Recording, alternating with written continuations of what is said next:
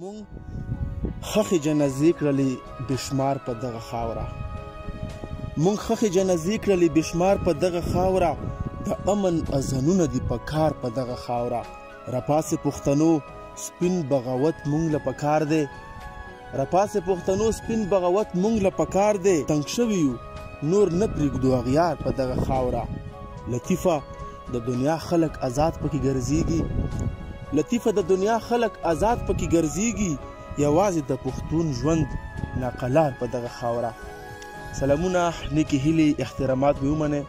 پروګرام ګنډېري ادبي ټولنه او زه شفیق الرحمن مرتضی په دې هیله چې ټول به روغ جوړ وي، خوشحال وي او د صحت په جامو کې به وي.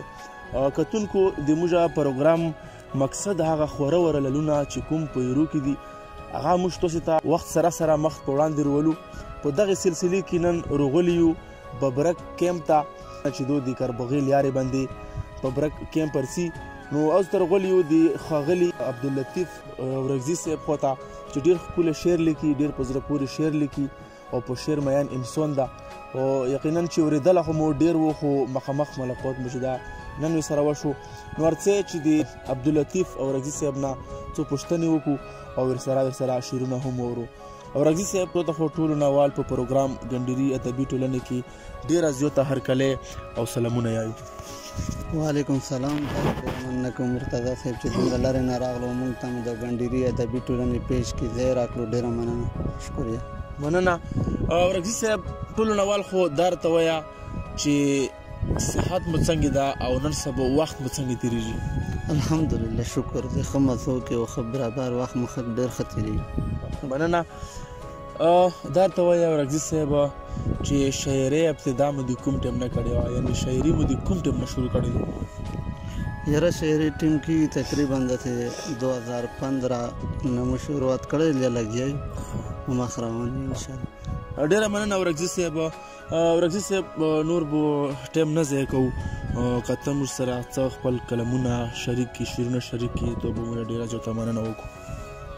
شعرونه به درسره غزل به درسره شریک کړم. هغه نه مخکې 2 شعر دي د بل غزل چې ارشاد د پښتنو ښکلی تصویر و تا بدرنګ ولې کړو، د دهشتګردو په نامه دې داسې رنګ ولې کړو، زما د ژوند د پیدایش نښې پراتې وې پکې، کچا د خټو ګټو کور و دا دې ړنګ ولې کړو. او غزل دی چې خوره وره ښکلا به په هر لور کړو پښتنو، راځئ که نه چې لر او بر یو کور کړو پښتنو. خوره وره ښکلا به په هر لور کړو پښتنو، راځئ که نه چې لر او بر یو کور کړو پښتنو. ترمنځه مو دیوال زموږ د زغم خبره نه ده، راپاسې چې په جمع یې نسکور کړو پښتنو.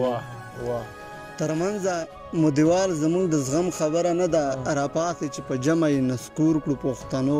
په لار د محبت به ځو نفرت نه به توبه کړو، په امن به د خپل زړونه ټکور کړو پښتنو.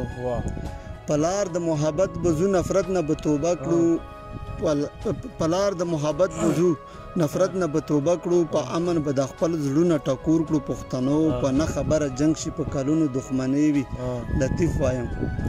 لطیف وایم چې موږ تباه پیغور کړو پښتنو. یو غزل بل دی، روماني غزل دی. په نیمه شپه درغلی وم دلګیر د دروازې، تا ما پسې بند کړی و زنځیر د دروازې. په نیمه شپه درغلی وم دلګیر د دروازې، تا ما پسې بند کړی و زنځیر د دروازې. محنت کچکول په لاس ومه ولاړ د ستا په در کې، رفتون شوم اشنا لکه فقیر د دروازې.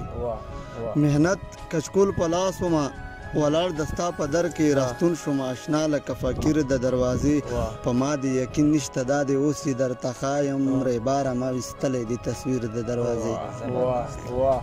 په ما دې یقین نشته دا دې اوس یې درته ښایم، ریباره ما ویستلی دې تصویر د دروازې.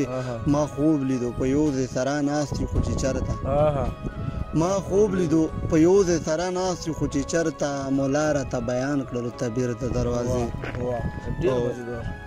لطیف په دغه لار لاړم کیدای شي واپس راشم، راوګوره جانانه په زیر د دروازې. ډېر مزیدار. نو یو غزل بل دی چې ډیره سخته وه او ګران مې عمر تیر کړو ډیره سخته وه او ګران ډیره سخته وه او ګران مې عمر تیر کړو سر ببر سیرې ګریوان مې عمر تیر کړو او ته د ښار په محلونو کې اوسېږې زه پښتون یم په ډیران مې عمر تیر کړو ته د ښار په محلونو کې اوسېږې زه پښتون یم په ډیران مې عمر تیر کړو په کلونو مسافر دې کړم قسمته